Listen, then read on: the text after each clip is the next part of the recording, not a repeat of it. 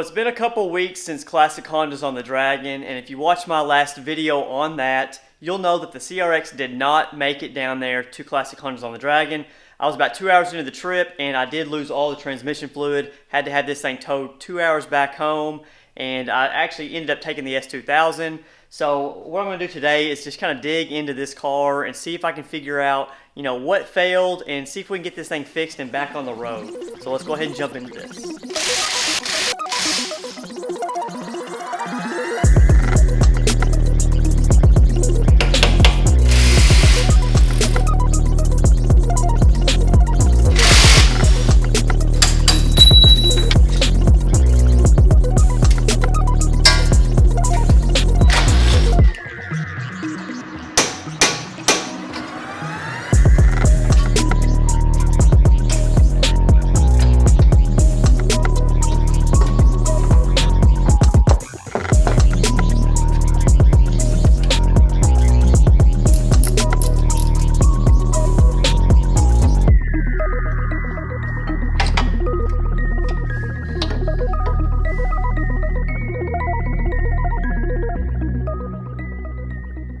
Alright, the intermediate shaft was pulled out of there, and actually the seal on this transmission is still good, so that is not the source of the leak. I was hoping that was it because that was going to be a somewhat easy fix there without having to pull the transmission. So what it's looking like is it's going to be something in the bell housing area. It could be the input shaft seal, something like that.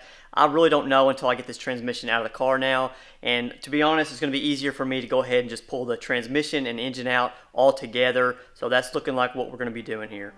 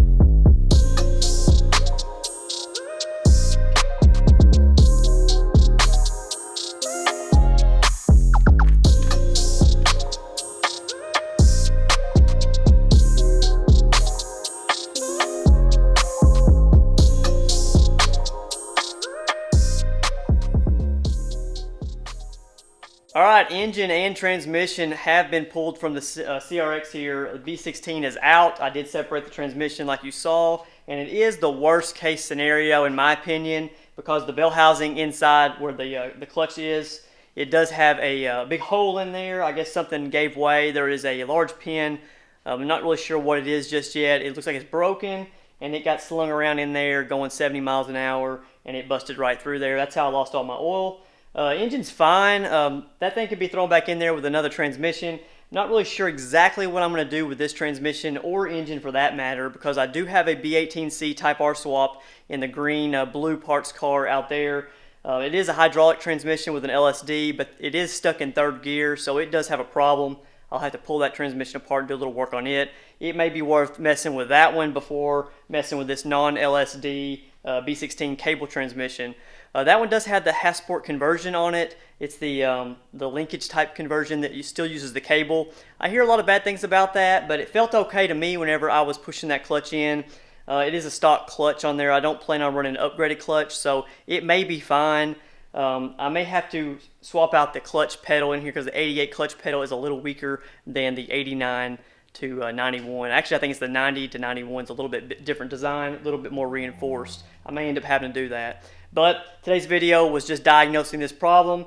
We're going to be moving on, getting this thing fixed or something. I'm not really sure just yet. May end up having to redo the whole engine bay, painting it, getting it cleaned up just like the rebuild project. Not sure. Stay tuned, and then we'll see what happens.